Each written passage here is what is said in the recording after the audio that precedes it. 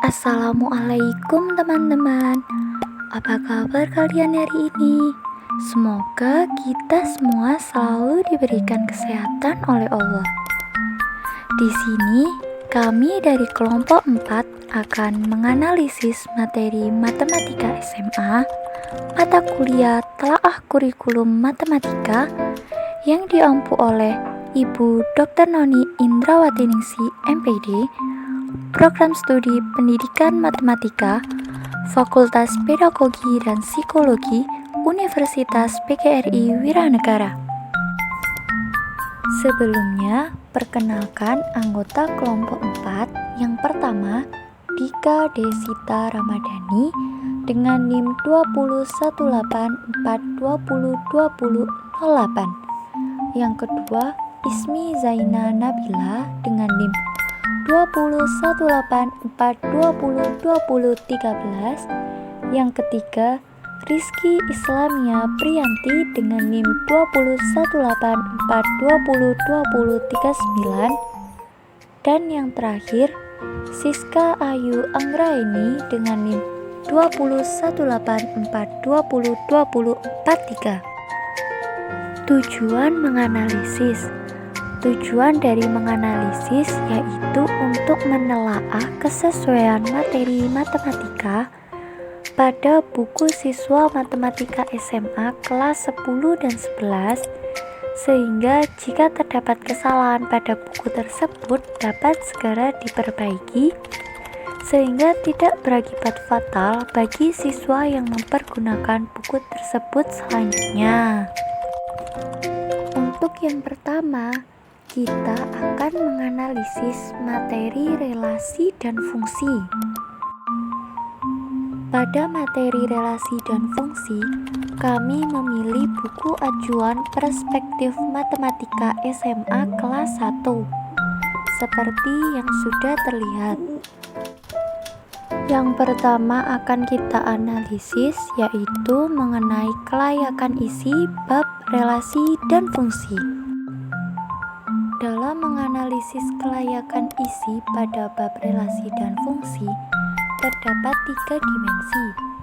Yang pertama, dimensi sikap sosial yang sesuai dengan KI 2. Butir 1 pada dimensi sikap sosial yaitu mengenai kecakapan personal.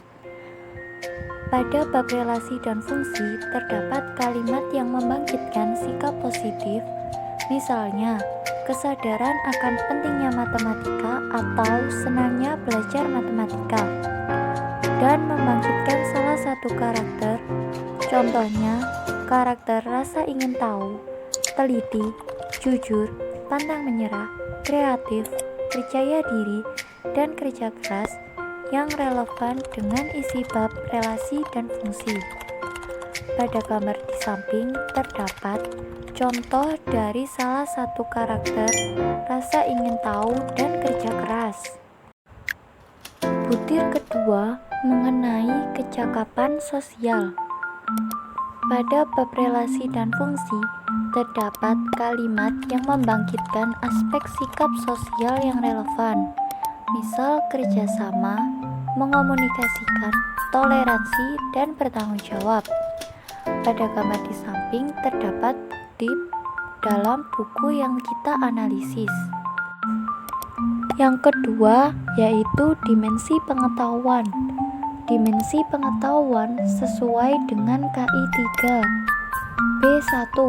Cakupan materi. Butir 3 pada cakupan materi.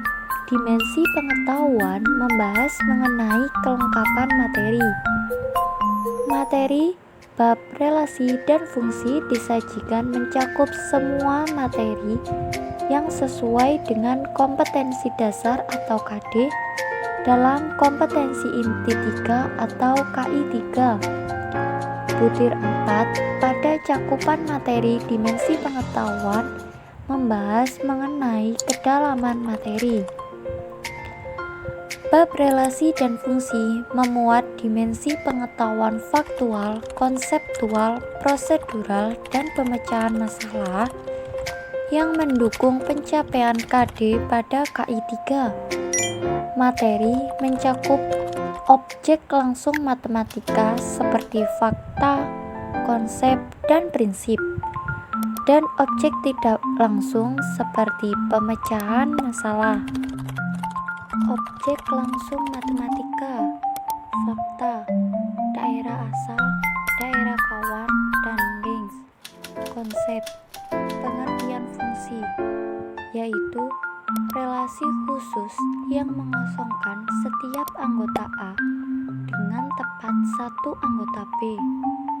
Syarat fungsi, bukti syarat fungsi pada buku yang kita analisis terdapat pada gambar di samping.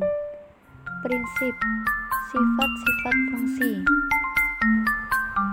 Bukti sifat-sifat fungsi yang terdapat pada buku yang kita analisis terdapat pada gambar di bawah ini. Gambar pertama, fungsi surjektif. Gambar kedua, fungsi injektif. Bukti sifat-sifat fungsi yang terakhir, yaitu fungsi bijektif, terdapat pada gambar di bawah ini. Selanjutnya, B2. Keakuratan materi. Butir 5. Keakuratan fakta, konsep, dan prinsip. Semua simbol sebagai fakta dalam matematika yang dituliskan dalam buku sudah akurat. Lambang-lambang tertentu sudah sesuai dengan kesepakatan secara internasional. Bukti terdapat pada gambar berikut. Kemudian, lanjutan dari butir 5 yaitu konsep atau definisi dirumuskan dengan jelas atau well defined dan akurat. Bukti pada gambar di samping. Selanjutnya, butir 6. Keakuratan dan kesesuaian contoh atau ilustrasi dan soal. Setiap contoh atau ilustrasi dan soal harus akurat dan keberadaannya harus sesuai dengan tuntutan KD atau kompetensi dasar. Selanjutnya, butir 7. Cakupan keterampilan. Pada cakupan keterampilan, materi tidak memuat soal-soal yang mengandung pembuktian, sehingga kami tidak dapat membuktikan dengan gambar. Selanjutnya, yang kedua, kita akan menganalisis komponen penyajian pada bab relasi dan fungsi. D. Teknik penyajian. Butir 8, yaitu konsistensi sistematika sajian dalam bab. Sistematika penyajian dalam setiap bab taat asas dan runtut, yakni memiliki pendahuluan seperti tujuan belajar, isi, dan penutup, seperti ringkasan materi dan latihan soal. Berikut adalah gambar ringkasan materi. Berikut juga akan ditunjukkan bukti latihan soal. Butir 9, yaitu kelogisan atau keruntutan penyajian. Penyajian materi dari yang mudah ke sukar, dari yang sederhana ke yang kompleks, dari yang dikenal sampai yang belum dikenal. Selanjutnya, E. Pendukung penyajian materi. Pada butir 10, yaitu Advanced Organizer atau pembangkit motivasi belajar dan peta konsep pada awal bab serta rangkuman di akhir bab, yaitu 1.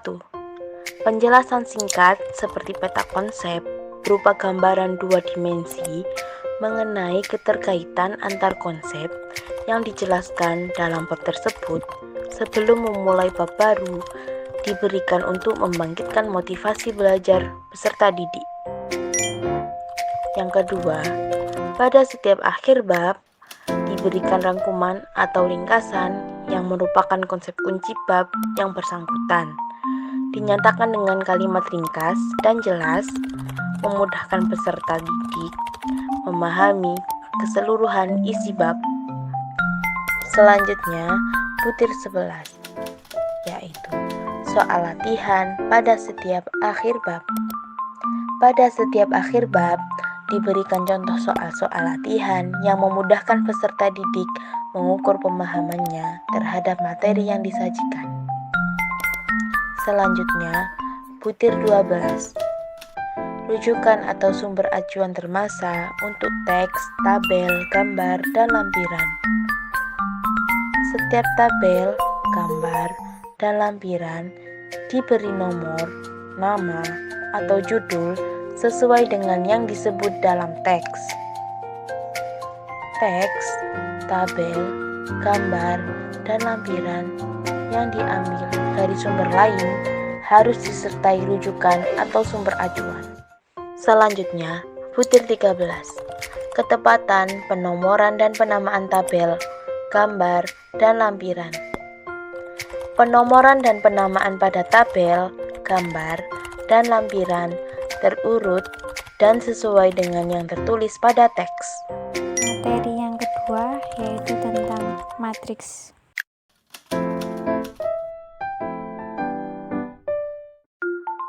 Buku acuan untuk menganalisis materi matriks yaitu buku matematika kelas 2 SMA yang diterbitkan oleh Erlangga. Pertama yaitu menganalisis kelayakan isi materi dari matriks.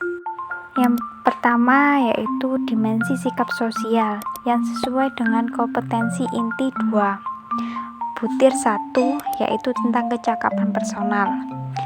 Pada materi matriks ini tidak terdapat kalimat yang membangkitkan sikap positif, yaitu kesadaran akan pentingnya belajar matematika, senang belajar matematika, dan tidak ada membangkitkan salah satu karakter, yaitu rasa ingin tahu, teliti, jujur, pantang menyerah, percaya diri, kreatif, dan kerja keras yang relevan dengan isi materi matriks. Butir kedua yaitu kecakapan sosial. Pada setiap bab terdapat kalimat yang membangkitkan aspek sikap sosial yang relevan. Contohnya kerjasama dalam mengerjakan latihan soal, mengomunikasikan bagaimana soal tersebut atau materi, serta toleransi dan bertanggung jawab. Dimensi yang kedua yaitu dimensi pengetahuan yang sesuai dengan kompetensi inti ketiga. Butir ketiga yaitu kelengkapan materi. Materi yang disajikan pada matriks ini sudah mencakup semua materi yang sesuai dengan kompetensi dasar pada matriks dan kompetensi inti ketiga. Butir yang keempat yaitu kedalaman materi. Setiap subbab pada materi matriks ini sudah memuat dimensi pengetahuan faktual, konseptual, prosedural, dan pemecahan masalah yang mendukung pencapaian kompetensi dasar pada kompetensi inti 3. Tetapi materi matriks ini belum mencakup semua objek langsung matematika seperti fakta, konsep, dan prinsip, dan objek tidak langsung pemecahan masalah. Seperti di situ konsep tidak terdapat sifat-sifat matriks, begitupun dengan determinan matriks, inverse matriks, dan persamaan matriks. Kedua yaitu fakta. Di materi matriks ini sudah terdapat fakta seperti notasi penulisan tentang bentuk umum matriks, operasi matriks, determinan matriks, dan inverse matriks. Dibuktikan pada gambar di bawah tersebut. Yang ketiga yaitu prinsip. Pada materi matriks ini sudah mencakup prinsip seperti matriks transpose, operasi matriks, determinan matriks, inverse matriks, dan persamaan matriks. Buktinya yaitu di bawah ini seperti pada gambar itu terdapat prinsip matriks transpose dan prinsip persamaan matriks. Seperti gambar yang tertera, di situ sudah ada prinsip penjumlahan dan pengurangan matriks, serta prinsip perkalian matriks. Serta juga terdapat bukti pemecahan masalah, seperti pada gambar tersebut terdapat pemecahan masalah yang berupa dengan soal. Kemudian soal tersebut dipecahkan menjadi jawaban tersebut. Butir kelima yaitu keakuratan fakta, konsep, dan prinsip. Semua simbol sebagai fakta dalam matematika yang dituliskan dalam buku tersebut sudah akurat. Begitupun dengan lambang-lambang tertentu sudah sesuai dengan kesepakatan secara internasional. Konsep atau definisi dirumuskan dengan jelas atau well defined dan akurat. Butir keenam yaitu keakuratan dan kesesuaian contoh atau ilustrasi dan soal. Setiap contoh atau ilustrasi dan soal pada materi matriks ini sudah akurat dan keberadaannya sudah sesuai dengan tuntutan kompetensi dasar. Buktinya seperti gambar di bawah itu. Yang ketiga yaitu dimensi keterampilan atau kompetensi inti 4. Butir ketujuh yaitu cakupan keterampilan. Materi matriks pada buku ini tidak memuat soal-soal yang mengandung pembuktian. Selanjutnya yang kedua, komponen penyajian. D. Teknik penyajian. Butir 8. Konsistensi sistematika sajian dalam bab. Sistematika penyajian dalam setiap bab kurang lengkap, yakni tidak memiliki pendahuluan seperti tujuan belajar, tetapi memiliki isi dan penutup seperti rangkuman materi dan latihan soal. Buktinya pada gambar tersebut. Di buku itu memiliki rangkuman materi matriks dan juga latihan soal matriks pada penutup bab matriks. Selanjutnya butir 9. Kelogisan dan keruntutan penyajian. Penyajian materi dari yang mudah ke sukar, dari yang sederhana ke kompleks, dari yang dikenal sampai yang belum dikenal. E. Pendukung penyajian materi. Butir 10. Adventure Organizer, pembangkit motivasi belajar dan peta konsep pada awal bab serta rangkuman di akhir bab. Yang pertama, tidak terdapat penjelasan singkat seperti peta konsep berupa gambaran 2 dimensi mengenai ketertarikan antar konsep yang dijelaskan dalam bab tersebut sebelum memulai bab baru, diberikan untuk membangkitkan motivasi belajar peserta didik. Yang kedua, pada setiap akhir bab diberikan rangkuman atau ringkasan yang merupakan konsep kunci bab yang bersangkutan, dinyatakan dengan kalimat ringkas dan jelas untuk memudahkan peserta didik memahami keseluruhan isi bab. Selanjutnya, butir 11. Soal latihan pada setiap akhir bab. Pada setiap akhir bab diberikan contoh-contoh latihan yang memudahkan peserta didik mengukur pemahamannya terhadap materi yang disajikan. Selanjutnya, butir 12. Rujukan atau sumber acuan termasuk untuk teks, tabel, gambar, dan lampiran. Setiap tabel, gambar, dan lampiran diberi nomor, nama, atau judul sesuai dengan yang disebut dalam teks. Teks, tabel, gambar, dan lampiran yang diambil dari sumber lain harus disertai dengan rujukan atau sumber acuan. Selanjutnya, butir 13. Ketepatan penomoran dan penamaan tabel, gambar, dan lampiran. Penomoran dan penamaan pada tabel, gambar, dan lampiran terurut dan sesuai dengan yang ditulis pada teks. Buktinya pada gambar tersebut. Di situ ada tabel 3.1 yaitu daftar stok buku pelajaran pada 3 toko buku. Baik, terima kasih. Jika ada yang belum dipahami bisa ditanyakan di LMS. Sekian dari kelompok kami. Mohon maaf jika ada salah-salah kata maupun salah-salah penulisan. Wassalamualaikum warahmatullahi wabarakatuh.